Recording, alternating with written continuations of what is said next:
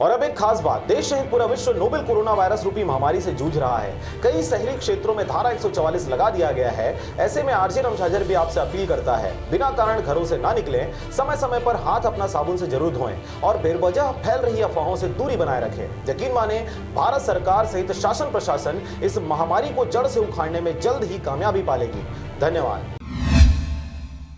नमस्कार, आप देख रहे हैं आरजे रमझाझर और मैं हूं पुखराज सिंह। पूरे क्षेत्र में धारा 144 लगने व पूर्ण शराबबंदी के बाद भी कंतेली में शराब भट्टी स्टाफ के द्वारा केंद्र और राज्य सरकार के आदेश की धज्जियां उड़ाते ग्रामीण क्षेत्रों में बेची जा रही है अवैध शराब। जानकारी होने पर जागरूक ग्रामीणों ने बिचौलियों को किया पुलिस के सुपुर्द। देखिए यह रिपोर्ट। एक और केंद्र और राज्य सरकार के द्वारा कोरोना यानी कोविड-19 से बचने के लिए पूरे क्षेत्र में लॉकडाउन का आदेश दिया गया है और इसी के मद्देनजर शराब दुकान को भी बंद करने का आदेश है। बावजूद इसके शराब भट्टी के स्टाफ के द्वारा शासन के सभी नियमों की धज्जियां उड़ाते हुए कंतेली शराब भट्टी से गांव में सप्लाई के लिए शराब ले जाया जा रहा था, जिसको जागरूक ग्रामीणों द्वारा पकड़कर अच्छे से खैर खबर लिया गया और बाद में पुलिस को सुपुर्द कर दिया गया। आपको बता दें कि मुकेली जिला मुख्यालय से महज 10 किलोमीटर की दूरी पर स्थित ग्राम पंचायत कंतेली में शराब भट्टी की पूरी स्टाफ, मैनेजर अविनाश तिवारी, गद्दीदार परेश ठाकुर ने भट्टी में लगे शील को तोड़कर गांव में शराब बेचने के लिए चुपचाप तरीके से शराब ले जा रहे थे,